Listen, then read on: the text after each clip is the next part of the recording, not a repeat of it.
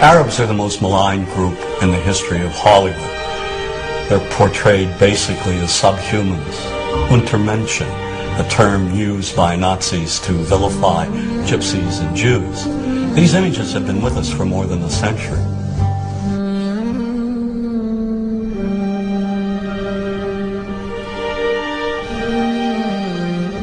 For 30 years, I've looked at how we, particularly when I say we, image makers, have projected Arabs on silver screens.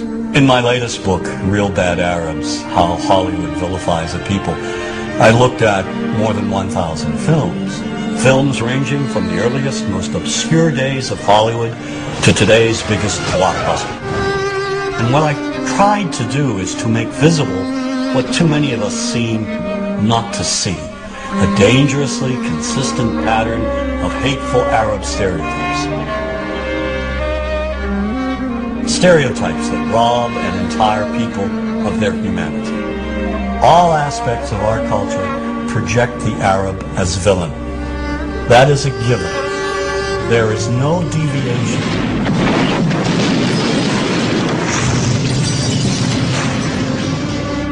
We have taken a few structured images and repeated them over and over again. You are hostages of the Holy Freedom Bible. Whether one lives in Paducah, Kentucky or Wood River, Illinois, we know basically the same thing. Listen to the sound of our God. We know the mythology. The mythology, namely Hollywood's images of Arabs. Yesteryear's Arab land is today's Arab land. The Arab is one-dimensional caricature, cartoon cutouts used by filmmakers as stock villains and as comic relief. And so over and over we see Arabs in movies portrayed as buffoons, their only purpose being to deliver cheap laughs. You see this in the Joey Heatherton film, The Happy Hooker Goes to Washington. Every night I was forced to perform unspeakable acts with circumcised dogs. Oh, dogs are better than sheep. They're cleaner, I know, I've tried both. The stereotype has become so widespread that it's become invisible to people. And the reason being is that we've all grown up with these images.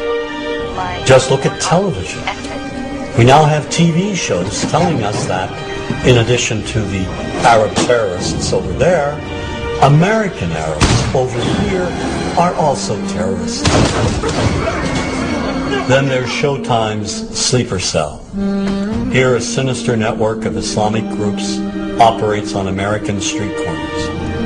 Any homeless man could be part of this network.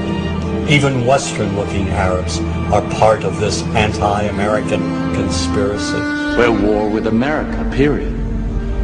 And we're going to win that war by convincing enough Americans through the spread of fear, insecurity, and terror to change their ways. And the best way to teach that lesson is by attacking them where they live, work, and play.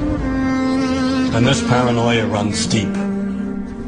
So when innocent Arabs are killed, when they're bombed, maimed, wounded, when they're tortured in places like Abu Ghraib, is it really any surprise that we don't feel any compassion? Or worse, make light of it? This is no different than what happens at the Skull and Bones initiation, and we're going to ruin people's lives over it, and we're going to hamper our military effort. You ever heard of emotional release? You ever heard of need to blow some steam off? Well, yeah, sort of like hazing, a fraternity prank, sort of like that kind of fun. But the point is, everybody's been saying that this came from... We don't care about that. We've been preconditioned to think that those innocent civilians, clones of Al-Qaeda and Saddam Hussein, are one and the same and do not merit our sympathy, our understanding. And that's very dangerous.